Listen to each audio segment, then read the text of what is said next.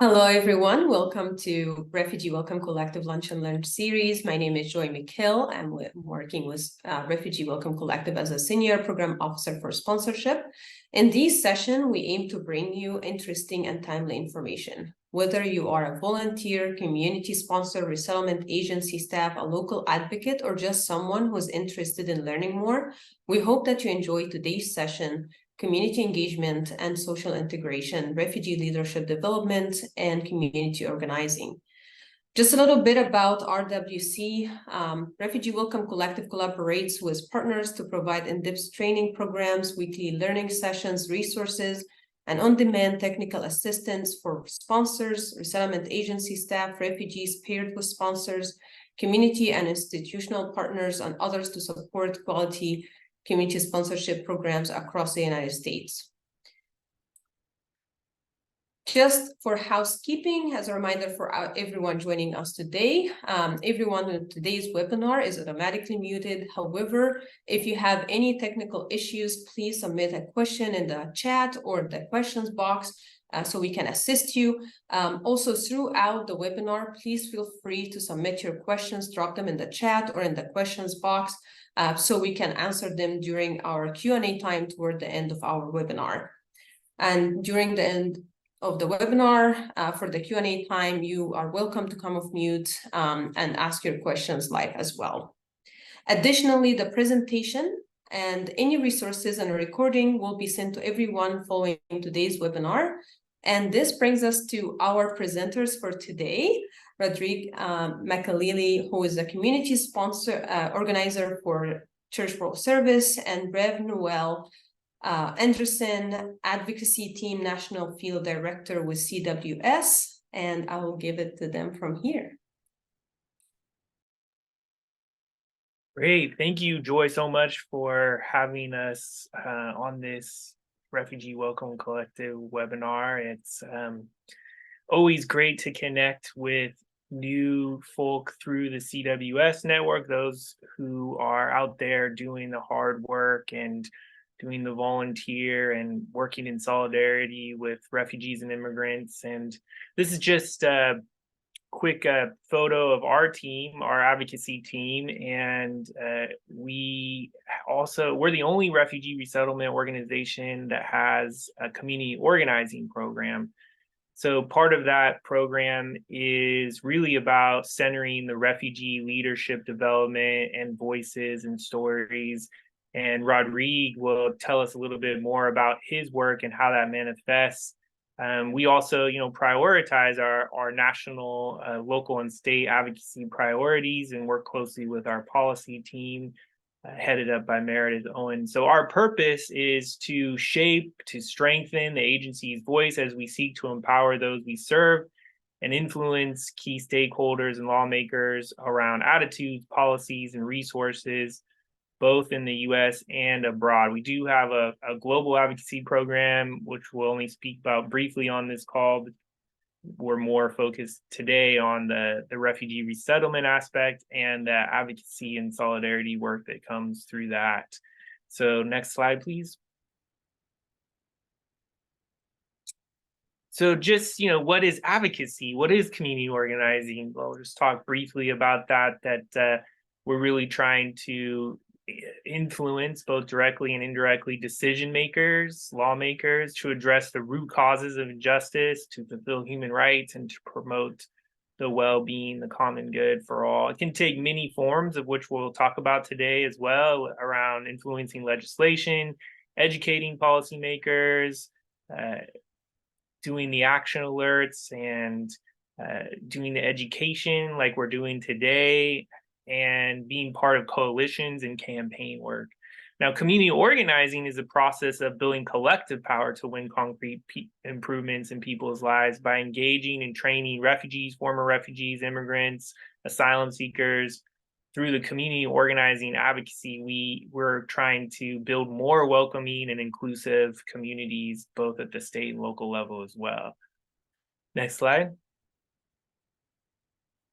So, we have as mentioned, the global part, the international affairs. We have our policy team. We have our community organizing work. And we also work closely with the communications team and the business development team. And this is all under programs for CWS. Next slide. So I'm not going to go through everybody's name here, but Adamu Muhammad is also our director of grassroots organizing. He's out right now on sabbatical, so you'll probably run into him here and there. Go ahead to the next slide. And this is our policy team. And this is our international affairs team. And George Devendorf is the senior director for external affairs. So I'm going to turn it over to Rodrigue now to talk a little bit about what his work looks like around community organizing with impacted leaders. Yeah, thank you, Noel, and thanks to our audience today. I'm Rodrigue Makelele again. I'm the organizer here in Virginia for Church World Service. And so, as Noel mentioned earlier, CWS is not only a refugee resettlement agency that has a community organizing department that really is geared toward refugee and immigrant leadership development. So what we really do, we focus on educating, mobilizing, and organizing impacted refugee leaders and immigrants and asylum seekers and all impacted people to build collective power and to work with them specifically through different aspects and different work that we do to make sure that they're able to look at different lenses when it comes to building collective power. And on the next slide, what is organizing? Probably some of you guys have the question, what is organizing?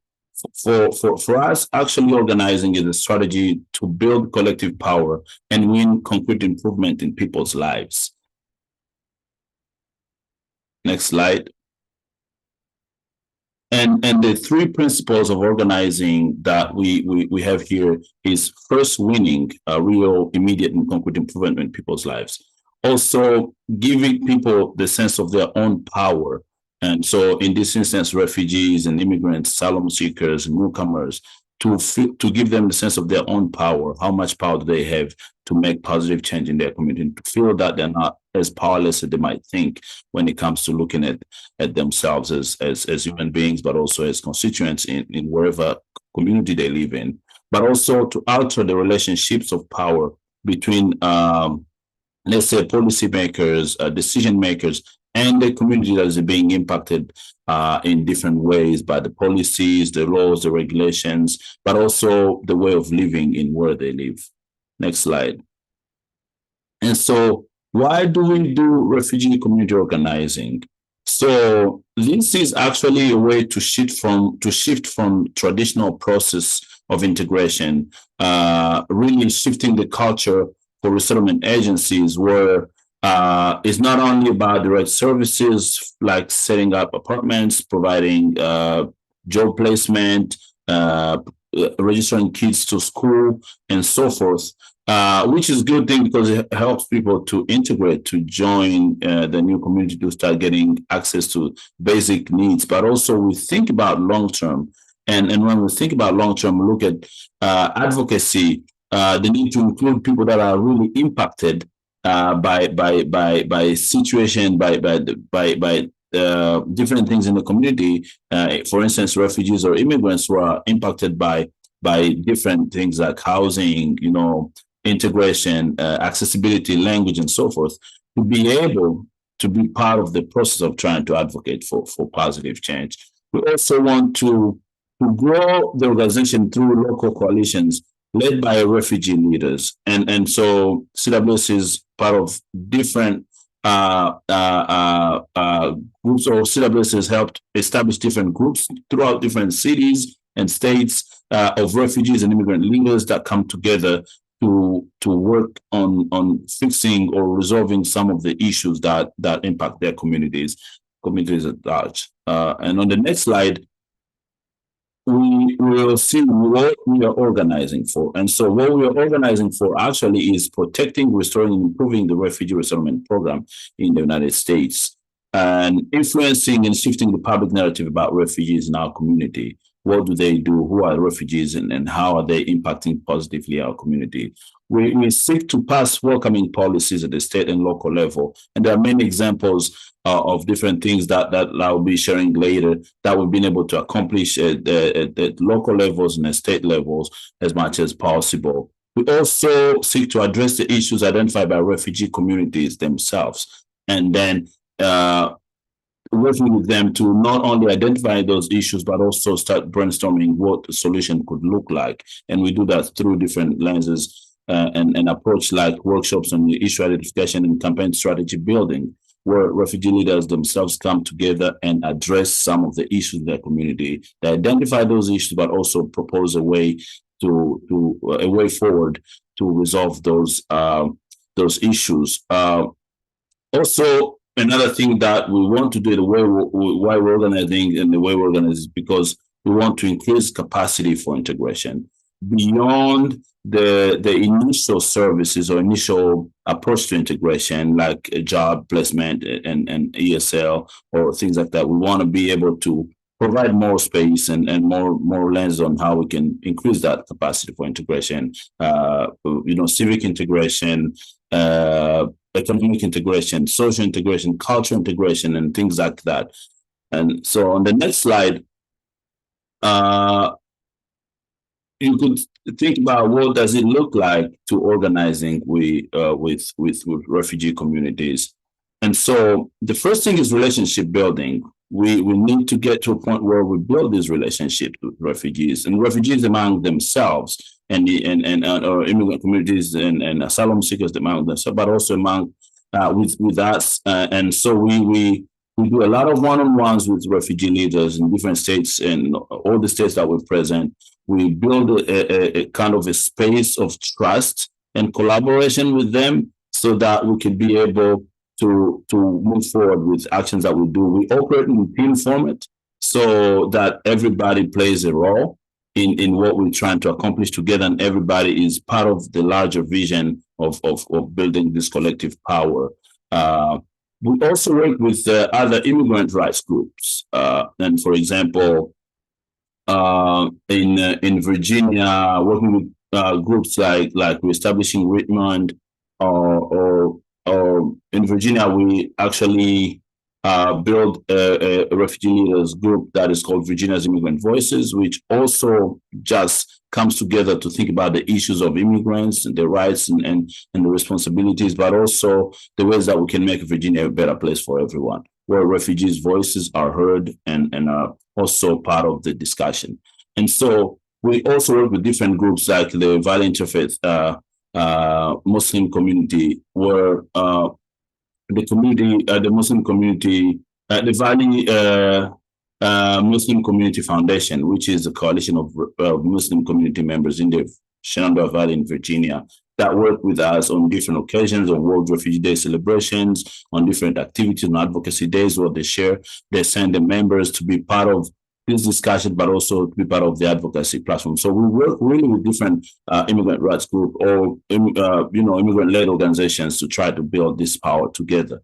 We identify impacted leaders, impacted people as leaders. That's why we call them refugee leaders, because they're the ones that are impacted, but also know the issues of their community and what it means to resolve the issues in their community. And this comes with building collective power, empowering refugees and immigrant leaders to understand that together we can be more powerful.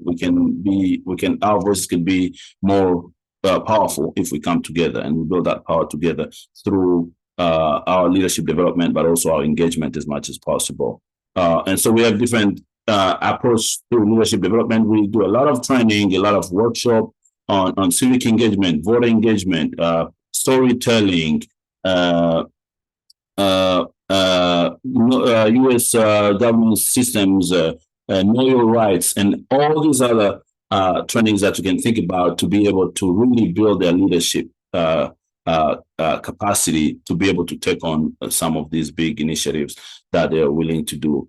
But also we try to think about when we do either issue identification workshops, or where we're talking about any change or positive change that we want to see in our community, to have really key target decision makers that we're gonna approach in everything. So instead of just focusing on like saying we're gonna deal with, let's say we're gonna talk to the city council, we're gonna talk to the Congress. We really want to be more specific, like we're gonna talk to the mayor, let's say in Harrisonburg, Mayor Reed, and that's a specific key target that we want to talk to, so that our goals are not really vague, but they are more targeted towards a specific person that can help us achieve the goals that the refugee leaders are coming up with. So in the next slide,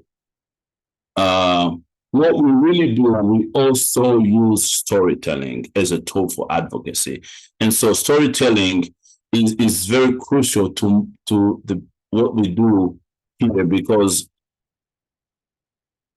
refugee leaders have a lot of stories. And so this storytelling is also a universal language that really transcends barriers, right? It allows refugees to convey their experiences, their aspirations, but also the challenges with really a depth and authentic way of looking at it, rather than just looking at statistics alone. We want to capture the actual stories of refugee leaders and the people that are being impacted by these situations that we're talking about. We also want to make sure that the stories that we're hearing, people understand that those stories humanize their refugee experiences, helping the audience to connect emotionally with refugee leaders whose stories are being shared, or who are sharing their stories as much as possible. We also hope that empathy continues to be a catalyst for change. So when individuals hear personal stories from refugees, for example, they really hear who the refugees are, and they're probably most likely to empathize with the refugees and the struggles that refugees face. And also that would motivate them to support and engage in advocacy efforts. For example, if we want to resolve the issues of language accessibility, by hearing how challenging it is for a refugee to communicate at the hospital because of language barrier, that could probably motivate people to side with refugee communities and try to help as much as possible. Stories have the power to challenge the preconceptions and reshape the narrative. So we focus on showcasing the resilience of refugees, their talents, their contributions, and also challenging the negative stereotypes and force a more inclusive society where we look at all the contributions that refugees bring to the table and how we can make that happen. Storytelling also empowers refugees to become agents of change. So when they share their stories, they take control of their narrative, which contribute to the actual broader dialogue on refugees' rights, social justice, and inclusion in general. And so also we hope that personal stories inspire action. So individuals are motivated to get involved when they hear the real stories of people. And so they can get involved in advocacy initiatives, supporting policy change, and working together and creating more welcoming community for refugees. But that is also done through storytelling. But when we think about storytelling, we also think about the things that need to happen, needs to be done. So there are best practices when we work with the refugee community for storytelling building. So we need to make sure that we ensure that there is consent and that we respect the privacy of refugees that are sharing their stories. We need to also be able to provide a platform for self-expression where refugees can express themselves and the things that they feel and think about when it comes to sharing their stories. We need to offer diverse perspective within the refugee community so that it's not only one person sharing the same story or their story all the time. We have a pool of refugees and immigrants that have great stories that could be shared as much as possible. We also want to collaborate with refugee leaders or refugee population when crafting their story, when designing the process of telling their story, so that they feel as comfortable as possible with the process of telling their stories. And so the next slide talks about how we work with refugees from being a prospect leader to, let's say, to a core leader, and this is not a linear way. But basically, we have supporters in our leadership ladder or leadership journey ladder. We have supporters who are basically communities that want to support the refugee communities. Supporters could be allied, could be faith leaders or community organizations that really show and continue to speak at events from faith perspective, sign on letters and write letters to the editor. And the idea is to really show that we have a broader base of supporters across the faith and intersectionality between immigrant and social justice issues. So, and then when it comes to the actual impacted people, we looked at prospect leaders who are those that could help, that are refugee leaders that we identify on our one-on-ones, on our connections, and we feel like they could be the right leader, and we have to work with them through understanding what we do, how we work with refugee leaders, and see if they're interested in being part of our network of refugee leaders. And so these would be people that are interested in contributing to the, let's say, the leadership team's goals and supporting, the refugee resettlement program, for example. And so we provide them with training like introduction to what CWS does and our refugee leadership or the organizing work that we do, the Know Your Rights, U.S. government one-on-one, so that they start getting some of these skills about being a leader or an active leader in our work, if they wish to be so. And so then we have active leaders who are leaders actually that have been interested in being part of our work. They've accepted to be part of the actual organizing efforts that we have with refugee leaders. And so they demonstrate shared values with us. They're interested in, or they've been through some of the leadership development trainings that we have to build their skills. They're interested in being part of the civic engagement, journey that we're going through. And so we start working with them, engaging them with other refugee leaders that we have in our network. And they could join different platforms of constant communication, like things like WhatsApp groups or text groups or Facebook groups where we have our other refugee leaders joining our work. And then we have co-leaders who are actually active leaders who are able to redesign or design together what we want to do with the group. For example, in Harrisonburg, Virginia, here, co-leaders help plan for meetings,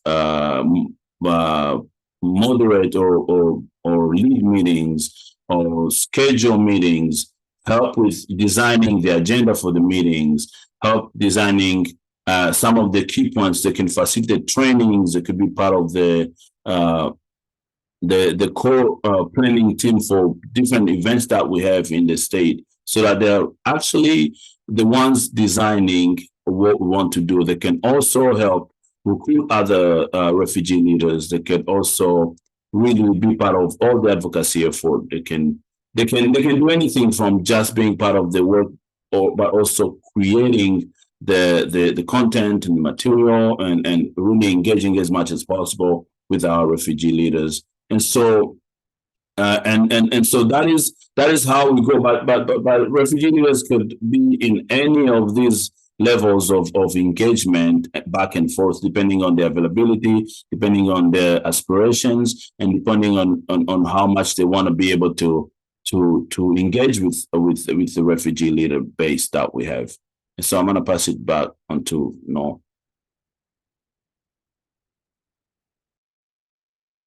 Great. So in all of this work, the role of volunteers, supporters, and allies are critical to being, able to help empower refugees.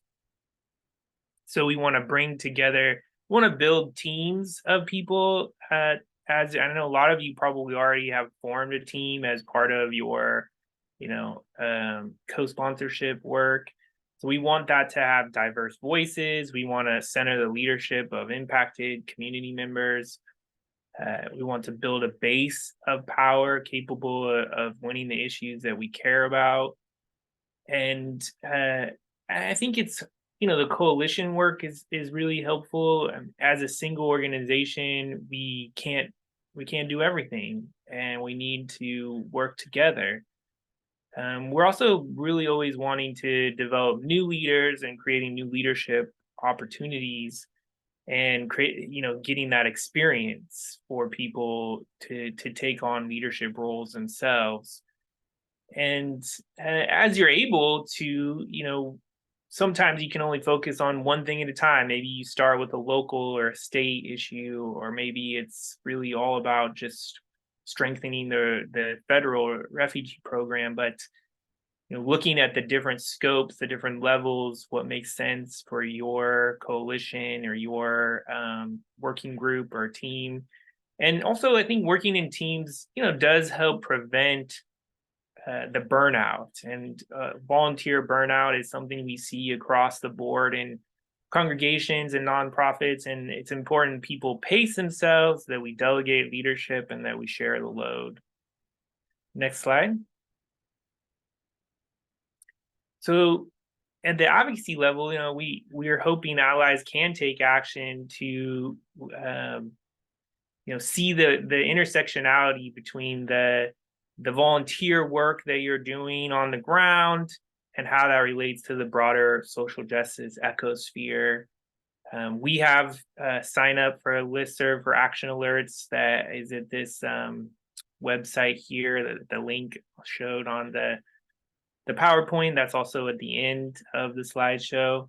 I think always signing on to petitions. Sometimes there's specific sign-ons that are either organizational or faith leader or volunteer oriented. As we mentioned, supporting refugee and immigrant-led actions. So, if somebody's doing some type of, vigil or whatnot, how can you be part of that and help put that on?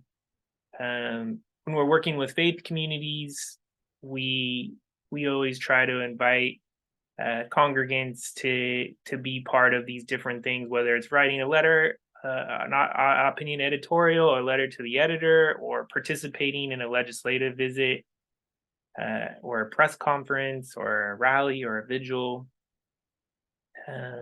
So one example might be just recently, there was on the issue of asylum, there was the Ninth Circuit Court was hearing about the Biden administration's transit or asylum ban. And we got a bunch of faith communities out, and the bishop of the Episcopal Church spoke at the rally.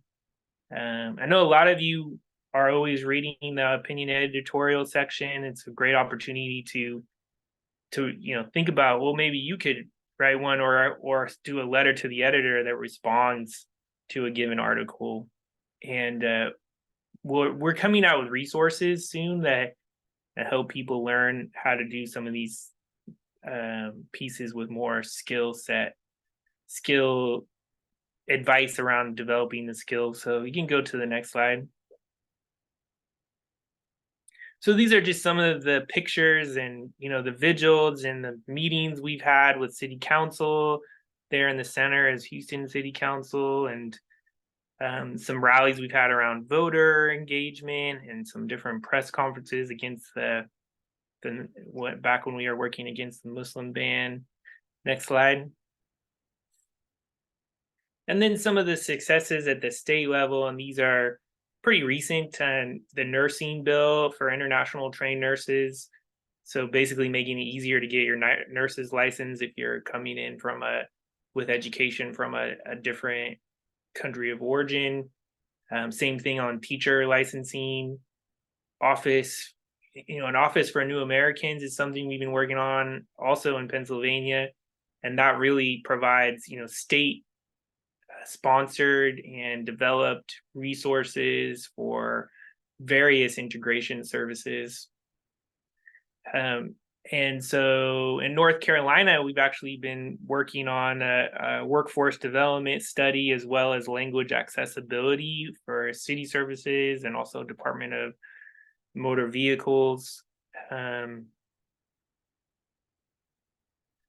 I think a lot of the themes have been around professional licensing and workforce development and language accessibility. And right now we're really starting to get more involved in housing and how we can do advocacy around accessible, affordable housing and even short-term housing specifically designed for newcomers, refugees, asylum seekers, SIVs, doesn't matter the status, but we know that across the country has been a real barrier to expand our work. And so, one of the key ways that you all can help right now is to participate in that housing work. We're seeing some vouchers as a possibility for newcomers. There's also, sort of traditional affordability pieces like around rent stabilization or making sure there's affordable units in new developments. So go ahead and go to the next slide. And then we're always working to try to strengthen the refugee program as much as we're able to. And we work very closely with our coalition, of which we're a member, Refugee Council USA. Right now, there's a lot happening around appropriations and appropriations being, how the money is decided to be spent. And you've probably all read about the shutdown and continuing resolution, which was what we call a clean resolution, which meant there wasn't really any changes. But with that has been some struggles around spending wasn't cut, but we didn't get any supplemental, which means sort of like an add-on. And in the past, we did get an add-on supplemental for the Office of Refugee Resettlement, which has really been supporting a lot of our services for unaccompanied children, among other things. And so, the continued advocacy also around the Afghan Adjustment Act, a pathway to citizenship for Afghans. There's so many that are still stuck on humanitarian parole. And so all of these things are advocacy efforts we're part of, and you can see all of these action alerts that give more detail on our webpage. And then, of course, we're always advocating for a robust advocacy and missions. Or the presidential determination, so the number that they decide every year. So in we suffered a huge slash of that under the Trump administration, and under Biden, we've had a good number, 125,000, but because of capacity, we haven't been able to meet that number. And so, that kind of comes back to the housing thing too. We really need to get things worked out with housing if we want to expand that number. I think this last fiscal year, I'm not sure what the final number was, but it was around 60 or 65,000. So not making that 125 yet. Next slide. And at the global level, we work on things like development assistance, sustainable development goals, hunger, forced displacement, climate justice. We're starting to see real expansion of the work around climate and migration, both for CWS and in the immigration and refugee spheres. And we work with partners like Interaction and ACT, are some of the more well-known ones. And at the regional level, we work on a lot of the advocacy. We're developing the in-country advocacy priorities there as well. So you can go on to the next slide. So I think some of the main takeaways that I hope you come away with are that we always want to be, building real relationships, authentic relationships, not only with one another, but also with what we refer to as impacted leaders, those impacted by a certain policy, or in this case, we're talking about refugees and immigrants. So we want to raise consciousness around the importance of centering the leadership of voices impacted by the issue you're working on. And we want to collaborate and build diverse teams and working groups and equip refugees and immigrants to tell their own stories, like Rodrigue said, in their own way and as they know how. And in trauma-informed way where we're not, twisting people's arms, but when they're really ready, when it's an empowering experience for them. And we want to stay up to date on what are the advocacy alerts and how do we sign up? Here is the website if you would like to sign up. We're coming out with a new advocacy toolkit designed for co-sponsors. So hopefully that'll be out in about a week or so, and Joy can help us get it to the participants on this list that are with us today, and give sort of a step-by-step how to move from a sort of volunteer or co-sponsor to also being an advocate. And you can go to the next slide. There's some of our contact information. Meredith Owen and Danilo Zach being on our policy team. So yeah, I would love to open it up to more questions and have some discussion as well. Thank you so much to our presenters. And now is the time for us to get your feedback before we go into our Q&A time. We would love to hear from you and receive any feedback on today's webinar and hear your suggestions for future Lunch and Learn topics. So would ask you if you could just scan the QR code on the screen, or you can go to the link that I just sent to everyone on the chat right now. We're going to take just 1 minute to give everyone time to give us your feedback. Again, we really appreciate your feedback so we can know what topics you want us to cover next, and to also know how did we do on today's webinar, and get the lessons learned from every webinar that we do. So I'm gonna give it a second, and then we're gonna move to our Q&A time. And during this time, I'm going to allow you to speak, so you can come off mute and ask your questions live to our speakers, or you can drop your question in the chat.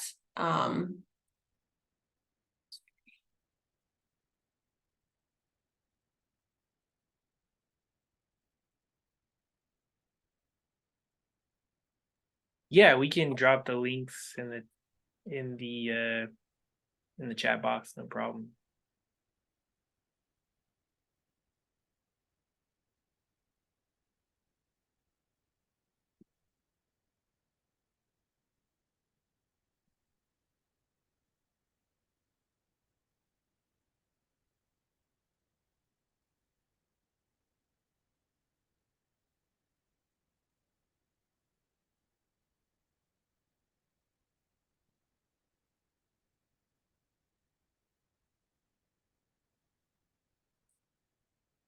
Are there any groups that you're aware of in Portland, Oregon doing this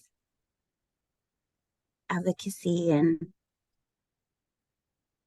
yes, there is. The Church World Service affiliate is the Ecumenical Ministries of Oregon, and we work closely with Britt Conroy there, and the local organizer is Nasia. Let me get her, or let me get you maybe Britt's email here, and he can point you in the right direction. But I mean, I think part of the reality on this is we're coming at it from an advocacy component or community organizing framework. Certainly there's lots of ways that volunteers and people engaged in the community can work to empower the immigrants and refugees they're working with.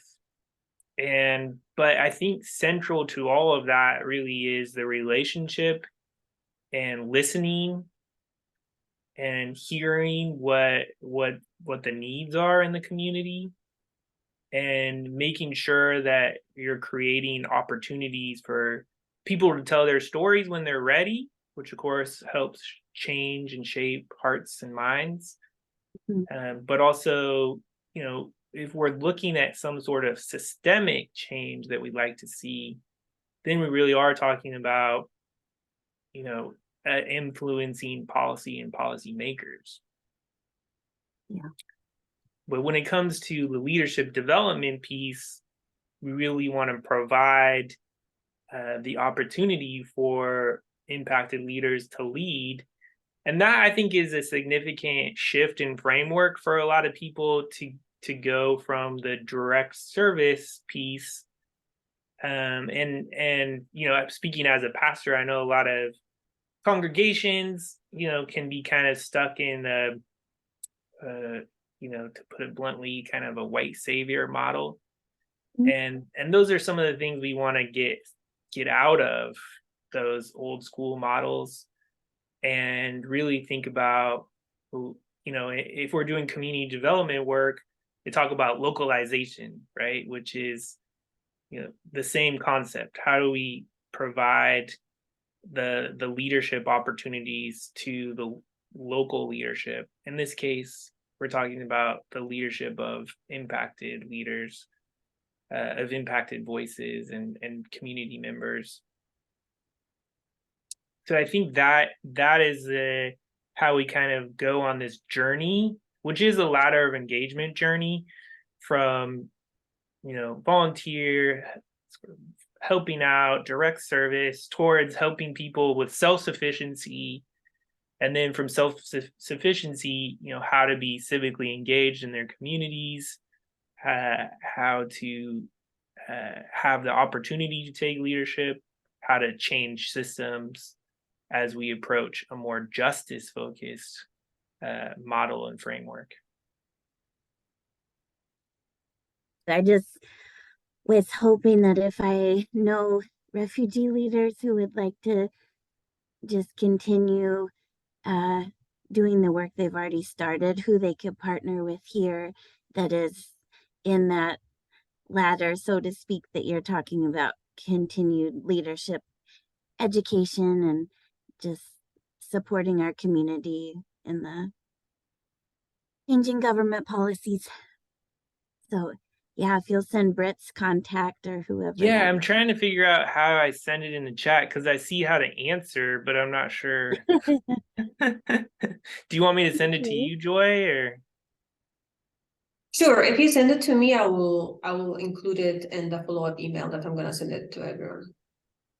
Okay. Yeah. And then we're seeing a couple other questions come through.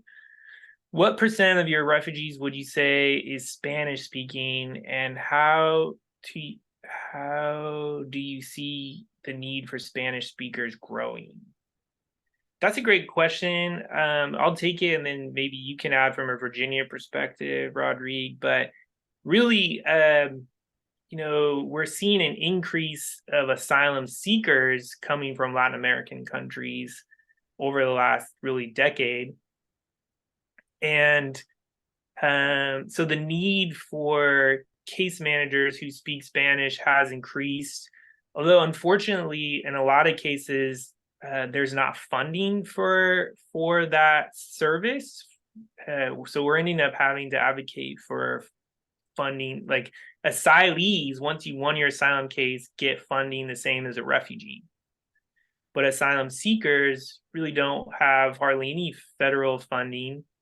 And we've had to lean, unfortunately, upon local and state funding for those things. There is a project the CWS has been part of with DHS, Civil Rights and Civil Liberties, around, that's the Department of Homeland Security, around case management, essentially pilot program, CMPP it's called. But that's kind of a small chunk of money, and that's something we're hoping to expand. But I'm not sure there's political will to expand it right now, at least. And in terms of refugees, probably very few Spanish speakers. I think what we're seeing is more, people coming on humanitarian parole from like Venezuela. There's a new program called the Cuban, Haitian,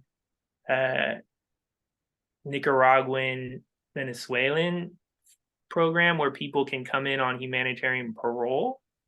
So clearly in those cases, Spanish speakers are helpful aside from the Haitians who speak Creole.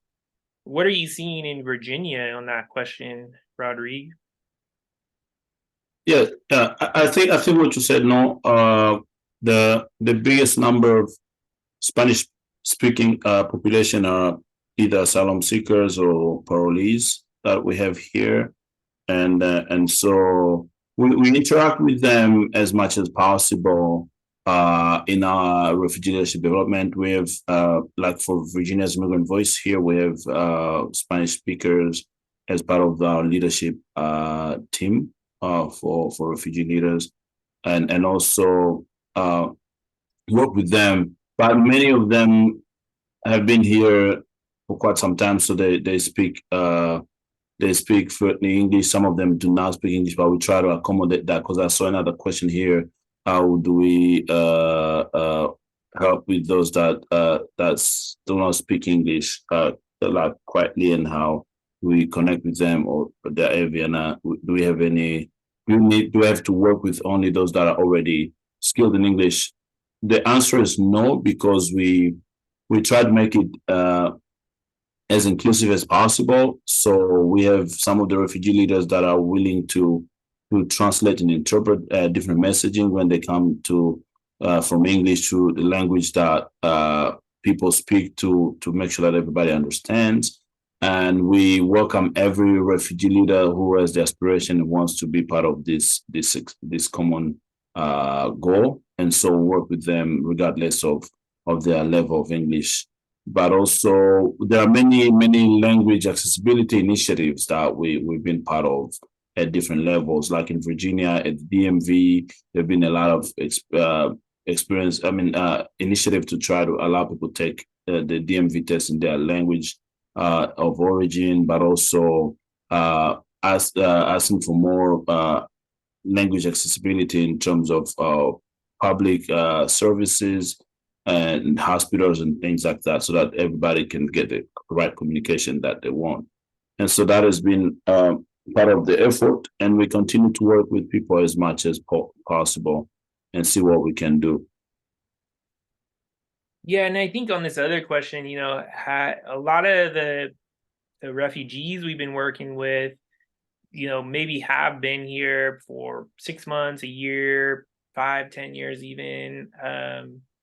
And I think it really is a range. A lot of people come in with, maybe they had to flee because of their activity and doing human rights work. I know that's part of Rodrigue's story. So a lot of people come in with leadership skills, but, people do tend to need to get settled first. And so, I think it will really range the gamut. Like if you're really working on advocacy on appropriations, that might be somebody, you might want to work with somebody who's been in the refugee program before and settled here for several years. Whereas if you're talking about, newcomer housing issues, well, again, people who are most impacted might be some of the newcomers. And of course, there are some folk who come in with leadership skills and English skills that also can help with the leadership development, and including other community members that are within their networks. So I think it's kind of, it is kind of a nuance. It's kind of hard to answer that in a black and white way, this question about English and how long have they been here, because I think it's nuanced to what the issue is, what you're facing, and what the community is that you're working with too. But for example, asylum seekers can be a little harder because a lot of their focus is their case. So trying to win their case, trying to get a work permit, whereas refugees come in with a status. So it does tend to depend on the scenario.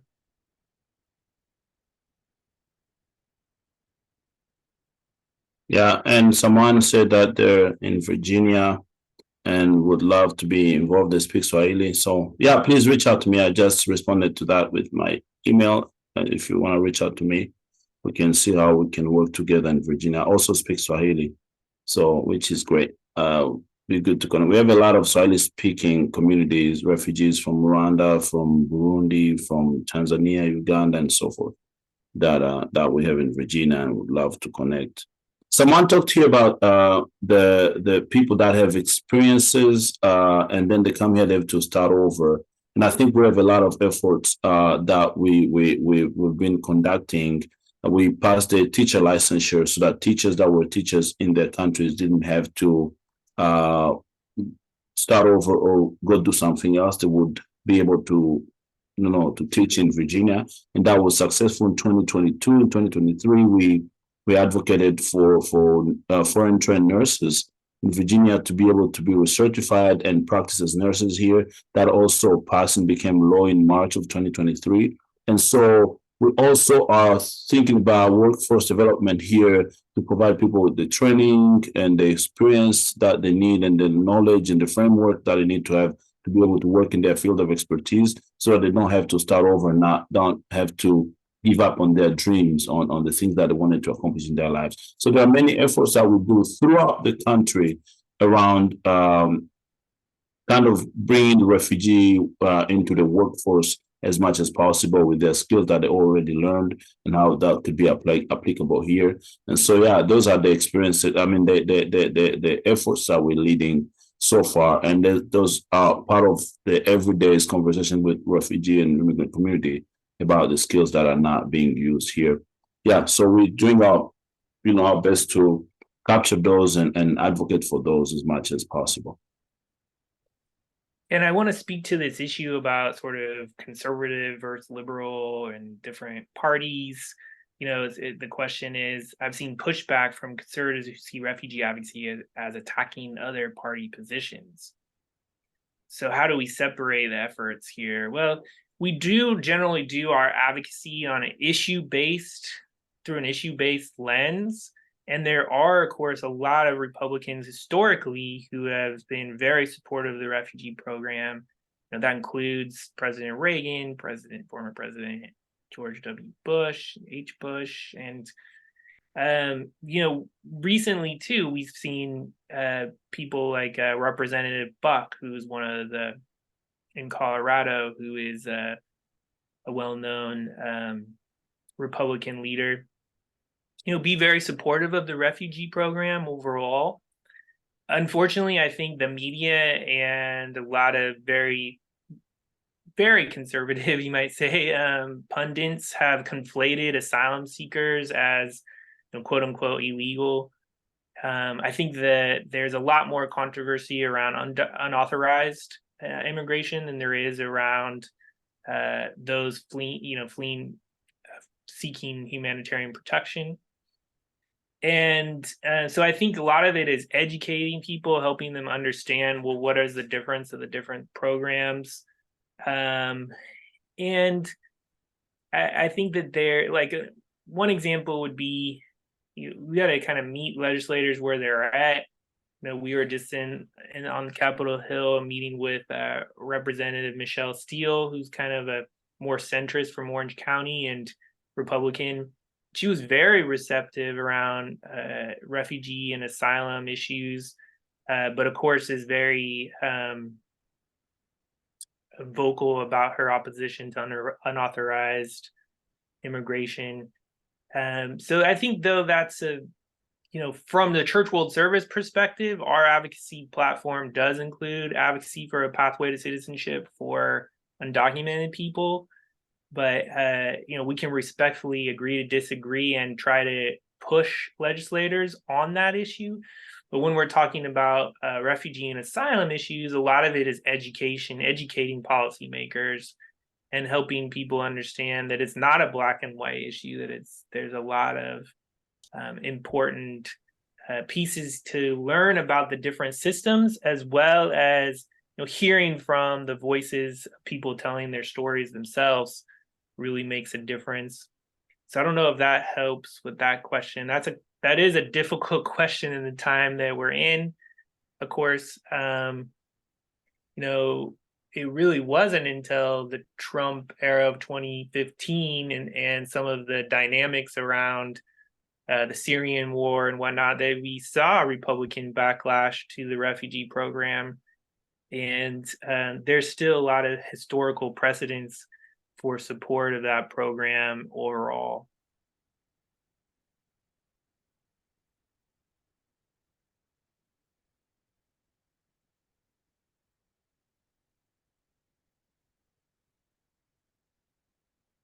But I also think that, when we're talking about advocacy, it really helps to have volunteers, faith communities, allies. We found that sometimes when we're trying to get a meeting with a legislator, it can be hard, and that sometimes when a pastor or somebody who knows people in the community, a lot of volunteers are networked in their communities. Maybe they know one of the staff members in their congressional office, that it really helps to have those connections. And as we join together as allies to lift up the voices of impacted leaders, we also share our connections and our knowledge base and to make that happen.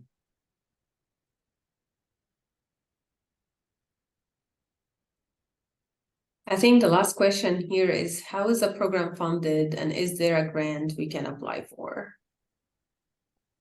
Yeah, so when we're talking about the refugee resettlement program, that's funded through the United States government through a grant program, and has very strict guidelines for refugee agencies to follow, and strict monitoring and evaluation. Some of that includes this community engagement and volunteer work that we report on. In terms of our advocacy program, we end up having to, there's no U.S. government funds really that are given to help doing the advocacy work. I think that there is some, or there should be more, for leadership development, or something also known as community navigating, helping community members find the services they need if they're not connected already. But for advocacy, we do depend on private philanthropy quite a bit. So reaching out to those private funders, or getting some of those unrestricted dollars from donors. So I know that CWS doesn't have any funding for this, but that there are local foundations and local ways, sometimes from the city. Depending on your region, there's been a lot of city grants for immigrant leadership work as a whole, and also for legal services. And a lot of our refugee agencies have been able to get local grants for some of those things, including citizenship classes and English classes. So there are grants out there, and it's different in each community. Church World Service isn't offering any currently. We have in the past, but I think the other things that we're dealing with is really scaling up as an organization to try to meet the service needs that have really risen so much in the last several years, as the program has the refugee program and the program for Afghans and Ukrainians have all grown so much. That would conclude our presentation for today. Thank you so much to our presenters. And again, I will be following up with an email with a link to the recording of today's webinar. And on behalf of Refugee Welcome Collective, thank you for joining us, and have a great rest of your week.